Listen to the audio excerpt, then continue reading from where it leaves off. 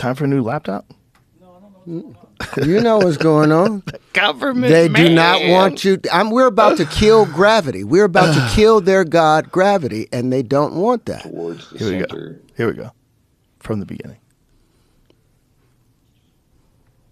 I have two groups of vortexes, which are just like tornadoes, spinning tornadoes that are pointing towards the center.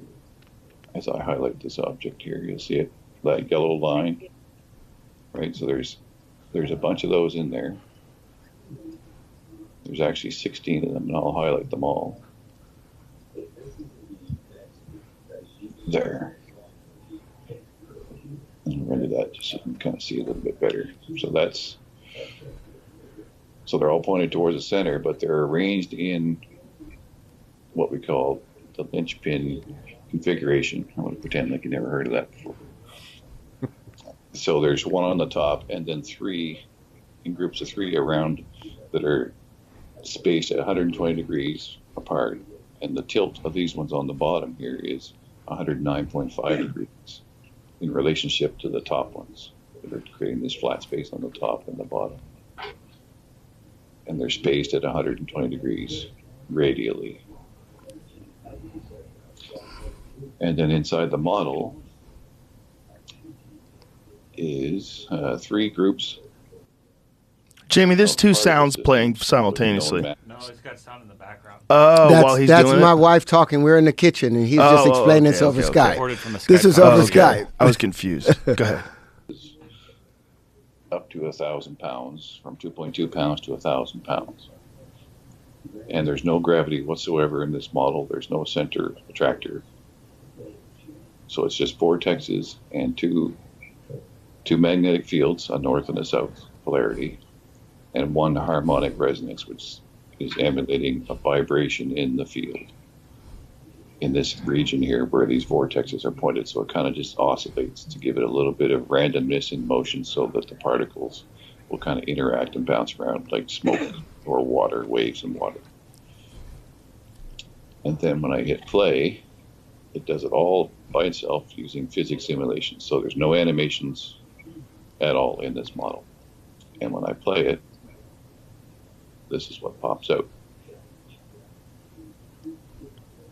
Holy fuck. Wow. And then when I look down at the top, it makes the actual hexagon that NASA has observed on the top of Saturn. Without any gravity. And you'll see that you get a surface of the sphere on the inside with the heavier particles. So the colors So are you basically saying, is this saying that you guys can recreate planets? Yes, this is a particle simulation of the physics involved in making of the planet Saturn. Wow. Like all the so the heavier particles are creating the red and the green. Can I pause this for a second? Yeah. So is he saying that just by doing these calculations, it created the exact form of Saturn, including the rings? Just the exact form of it. Just with the So calculations. you change the angles of incidence that these linchpins, because remember, each one of these these are opposing vortices. So there's 12 vortices to this that are opposing. So once the angles of incidence change, you change the motion and pressure conditions. You can now change the condition or the crystallization. So I was saying with the periodic table, now because we have the angles of incidence, material engineering can now separate the space between carbon and nitrogen or carbon and boron and have the same elements of titanium, vanadium, chromium, magnesium, and iron, or nickel, cobalt, nickel, copper, zinc, gallium, or germanium in those higher octaves.